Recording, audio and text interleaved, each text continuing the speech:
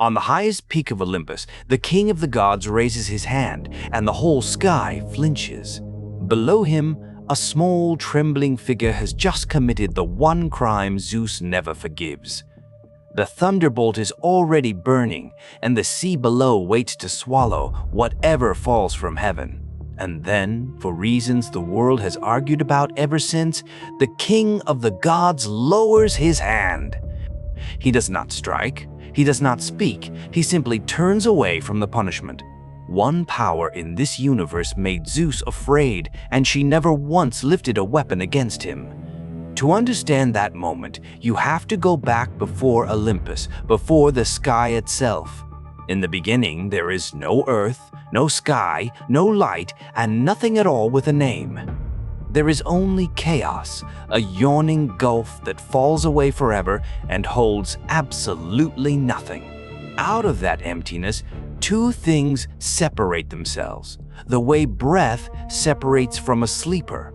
The first is Erebus, the deep darkness that fills the hollow places underneath everything. The second is Nyx, and she is night, and she is older than every god you know. No parent shapes her, no power births her, she simply is, the way silence is. She has no throne, no army, and no crown, because none of those things exist yet. And already the universe has a shape, because now there is something for light to interrupt. Nyx turns to Erebus, and darkness meets darkness in the only place that exists. From that meeting comes something nobody would predict, not more shadow, not deeper dark. She gives birth to Aether, the high shining air the gods will one day breathe. And she gives birth to Hemera, day, a daughter made entirely out of light. Night makes the morning. Every dawn that has ever broken came out of her. At the far western edge of the world stands a house with a great bronze threshold. It is where the roots of earth and sea and sky are gathered and knotted together. Nyx lives there with her daughter, and the two of them are never seated at once. When Hemera comes home through the doorway, Nyx is already stepping out across it. They pass on the threshold, one carrying morning inward, one carrying darkness across the world. That crossing is the reason the sun rises. Two women, one doorway, an unbroken agreement. Nyx climbs into a chariot drawn by black horses and lifts a long veil behind her. And the sky goes out the way a lamp goes out, everywhere at once. Her power was never the darkness, it was what she brought out of it. Nyx takes no husband again. She needs no consort, she makes the rest of them alone. First comes Moros, doom, the fixed ending that waits at the far end of every life. Then Thanatos, death himself with a heart of iron and no pity in his hands. Beside him comes Hypnos, sleep, soft and quiet, the only brother death ever walks with. Then the dreams, a swarm of shifting shapes that slip through the minds of sleeping kings. She births Nemesis, who measures out ruin for anyone who climbs higher than they should. She births Apate, deceit, who teaches every liar the trade and takes no credit for it. She births Eris, strife, who will one day roll a single golden apple into a wedding. She births Hera's old age, who takes heroes apart slowly, without one blow ever being struck. Oises, pain, Momos, blame.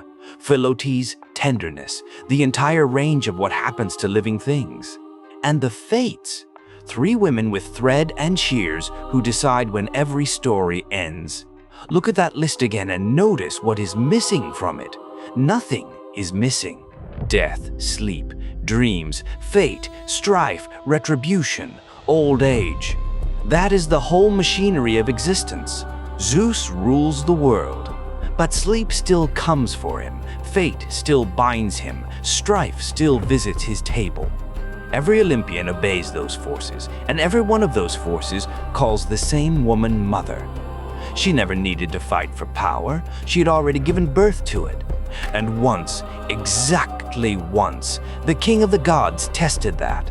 There is a war at Troy, and Hera wants her husband blind to it for one single hour. She cannot fight Zeus. Nobody can. So she goes looking for something quieter than force. She finds Hypnos and asks him to close the eyes of the king of the gods. Hypnos refuses at first because he has done this once before and barely survived it. Sleep remembers that night the way a man remembers falling from a great height. He had lulled Zeus once, long ago, and the waking had been terrible beyond describing. Zeus came awake with the whole sky in his fists, hunting through the halls of heaven. He threw gods aside like furniture, looking for the one who had dared touch his mind. And Hypnos ran, not to Olympus, not to any hiding place. He ran home. He ran into the dark, to the house at the far edge of the world. He threw himself into the lap of his mother, and night closed around her son. Zeus arrives at that threshold with a bolt in his hand and murder in his chest. He is the god who buried the Titans. He is the god who burned Typhon down to ash. He has never once in his entire existence been stopped by a closed door. And on this threshold in front of this woman, he stops. Not because she threatens him. She says nothing. She does not stand or raise a hand. She simply holds her child and waits and lets the king of the gods decide. And Zeus swallows his rage because he will not risk displeasing swift night. The strongest being in the sky turns around and goes home with the crime unpunished. That is the whole scene. No battle, no bargain, no thunder, just a mother waiting. Hypnos tells that story to Hera as a warning, and it is why his hands shake. Every other enemy Zeus faced ended the same way, thrown down and pinned under a mountain. Titans crushed, giants buried, Typhon sealed under burning stone with the sea boiling above him. Nyx is the only power in the whole story that he chose to walk away from. Because you cannot overthrow the thing that came first.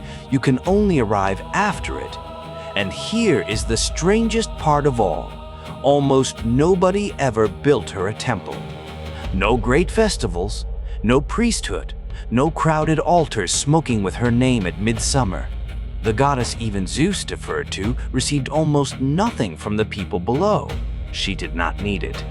Worship is for gods who require something from mortals. Night asks for nothing. Night arrives anyway, on schedule, whether anyone kneels or not. In the oldest and strangest hymns, she is called the beginning of everything that lives. A veiled mother seated in a cave, speaking prophecy to younger gods who came asking. Even the ones who ordered the universe had to walk into the dark for their answers. So the sun does not simply set each evening. It goes back to where it began. Zeus was never afraid of the dark. He was afraid of the one who owns it. Everything he ruled, she made first, and she will outlast every throne ever built. So each evening when the light goes out, even heaven looks away and lets her pass.